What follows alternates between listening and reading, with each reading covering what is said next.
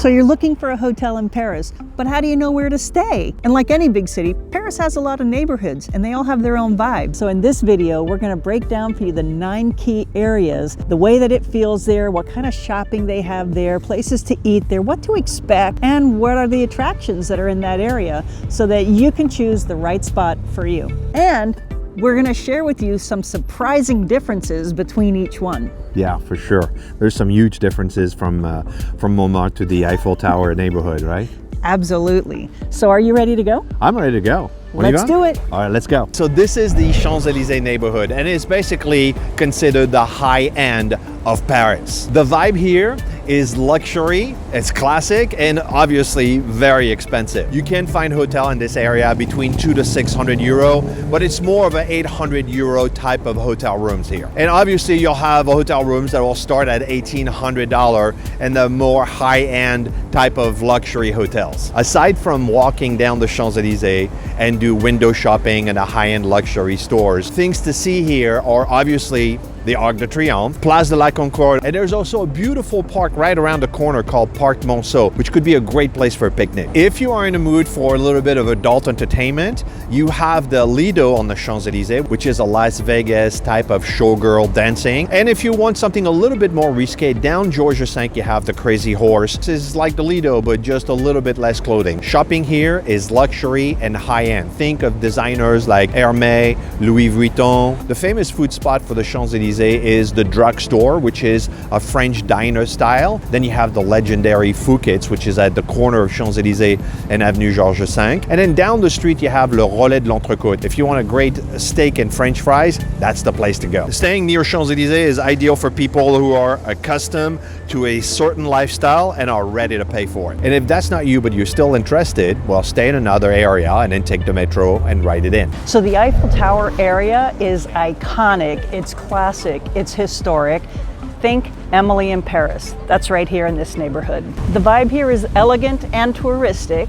It's an upscale area with lots of neighborhoods and just parks and places to walk. Great for families, great for romance. It's the spot you think about when you think of Paris. The hotels are going to run you somewhere between 125 to 250 a night, depending on how close you are to the tower, of course. And the things to do here, well, you know, of course, there's the Eiffel Tower and the Champs de Mars, which is a huge lawn park area that just faces the Eiffel Tower, and it's a great place to come and bring your snacks, have a picnic lunch. Across the bridge on the other side is the Trocadero, which is a great spot to take pictures, and the Invalides nearby is where Napoleon was buried. Shopping is really touristic around the Eiffel Tower, but you can find some excellent little gems of shops when you get into the little surrounding neighborhoods like Rue Claire or Grenelle. Those are great places to look for and get a hotel as well. Some of the famous restaurants in this area are Chez Pippo for Italian, Le Comptoir des Traboules, if I'm saying that right, and of course Le Petit Claire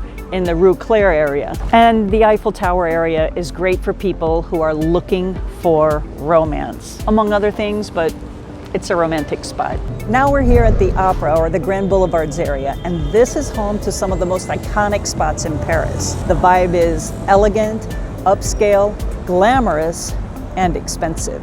Basic hotel will range somewhere between 150 to 400 euros per night, but there's also plenty of hotels that are more upscale and they start at 1,300 a night and go up from there. Things to see and do in this area are plenty. Of course, there's the Opera, but there's also the Louvre and the Louvre Gardens, which are called the Tuileries. There's the Royal Palace, Place Vendôme, and the Madeleine. And the famous Parisian department store Galeries Lafayette is here just on the other side of the Opera. But there are also plenty of high quality, smaller shops up and down the streets with fashion of the iconic French look with the stripes and all of that kind of thing. So if you're looking for fashion in Paris, this is your area. For food, try the classics. There's the Petit Vendôme, Café de la Paix, the Grand Café Capucines. So staying near Opera or the Grand Boulevards is ideal for people who are into fashion and imagine strolling down broad boulevards. And if seeing and being seen is your kind of thing,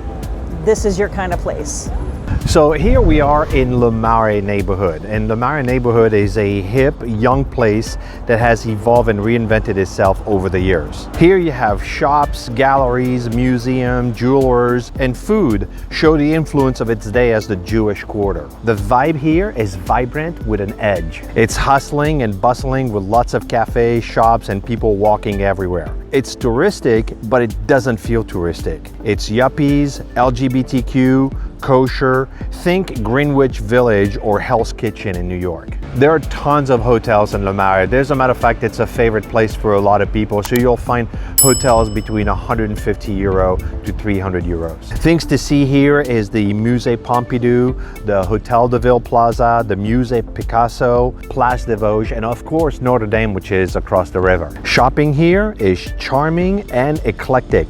There's plenty and more affordable boutiques, the Bazaar of Hotel de Ville department store, of course touristic shops and stands that you'll see everywhere at every street corner. For food, try the Bryce Cafe, which is a creperie, Le Philosophe, and PNY Burger, which is one of the best burger joints in Paris. Now, staying in Le Marais is ideal for people who want to feel like they're immersed in a Parisian lifestyle. So we're here at the Ile de la Cité, which is the little island in the middle of the Seine where Notre Dame is. So there's two islands. There's Ile de la Cité and Ile Saint-Louis. There's only two hotels that I've seen here, and they'll run from 250 to 400 euros a night. The vibe here is old money, classic stuff. You have here, well, Notre Dame, but you also have the headquarters for all of the French police, and you have the Conciergerie, which was the palace of the first king of France. It's been a prison, and it's actually where Marie Antoinette was held in prison. And a lot of the stuff that you're going to do around here is, well, go over to the Marais or the Latin Quarter or visit some of the other places around or take a metro out. But it's a great little spot to be. For food, you're going to want to stay probably on the Ile Saint-Louis, which is where all the little bistros and cafes are. I've had some great moules frites or mussels with French fries at the Chamery.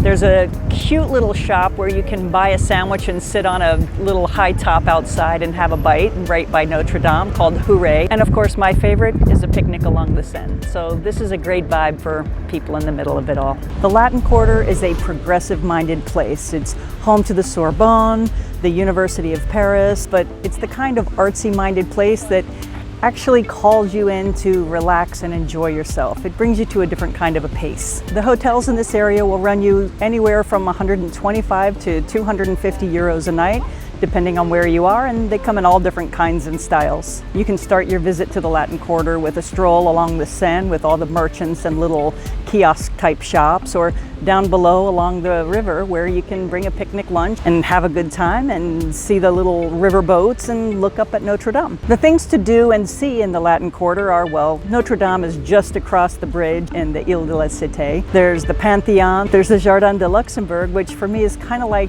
Central Park in New York. There's Sainte-Chapelle, which is gorgeous.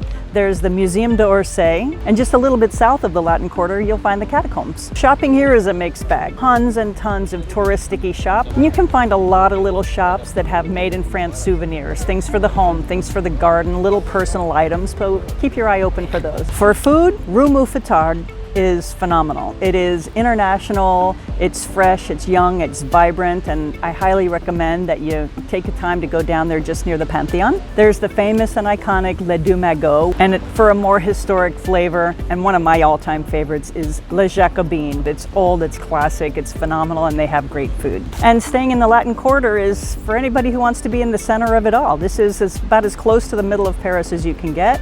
And it's a great spot for walking, biking, scooters, whatever you like. It's just a vibrant part of town. It's my favorite. Now we're in the Châtelet-Les Halles area. And this place was once the center of all commerce for Paris, specifically the food commerce. This is where everybody bought their fruits, vegetable, meat, fish, I mean, you name it. The vibe is hustling and bustling. It's vibrant with an edge. If you're looking for trouble, you can likely find it here, but we don't recommend that. And there is a higher police presence in Les Halles than there is in many areas, and there's a good reason for that. Now, hotels in this area is going to run you between 150 to 280 euros a night. Things to see here obviously are Les Halles and the Museum Pompidou. Shopping here is the closest thing Paris has to a shopping mall. You have touristic stores and all kinds of clothing stores. For food, you have Le Loup Chabem, the Comptoir de la Gastronomie, and Les Marmottes, which is a raclette or a cheese fondue type of place. Staying in Les Halles is ideal for young, edgy, looking for a higher level urban experience. We definitely don't recommend this area for families with young children. But overall, it's a great area if you're young, vibrant, and you want to be in the middle of it. So we're in Montmartre, and this is a funky, playful, avant-garde part of town. It's a little rough around the edges, and I would say in this area, think existential crisis and starving artist. You can probably find a hotel that's between 85 and 150 euros per night, and some of them are tucked away and funky also. The things to see in Montmartre are, of course, Place de Terre, where all of the artists are, and there are restaurants and very touristic restaurants. Sacré-Cœur, and some of the most amazing vistas where you can see all of Paris from one spot. There's plenty of photo ops, but there are also plenty of stairs, so you might want to take the funicular or gondola because it's included in your metro ticket. If you come straight to it, it'll save you a lot of steps. And there are also some shows nearby where you can see the Moulin Rouge and some of the Vegas girl kind of shows, and some of that adult nightlife. And the shopping, as you can imagine, is very touristic. There are a lot of little tchotchke kind of stores, but there are also some hidden gems throughout the neighborhoods. I came on a great little toy store heading down towards the Pigalle kind of area. But there's some nice stuff, but a lot of touristic things here, and people trying to sell you stuff on the street, which I recommend you avoid.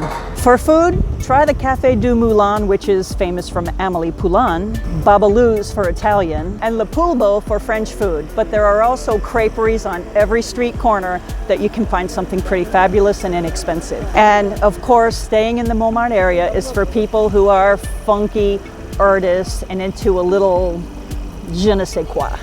There's no way to do a list of Paris neighborhoods without including Gare du Nord. It's practical, you're going to find it in your searches, but there's some other stuff you need to know about the Gare du Nord area. You'll find hotels in that $60 to $150 range. There's quick places to grab food if you want to jump on the train, off the train, but you would be here as a major station if you're taking the train to London, if you're coming in from Charles de Gaulle. But the vibe here is very urban, very international, and I would just say questionable. And for shopping purposes, you're looking at basic necessities, thinking like I need an extra bag for my trip, or just real basic stuff, a little bit of touristic stuff, but mostly it's inner city shop. For food, you're going to find a lot of American chains.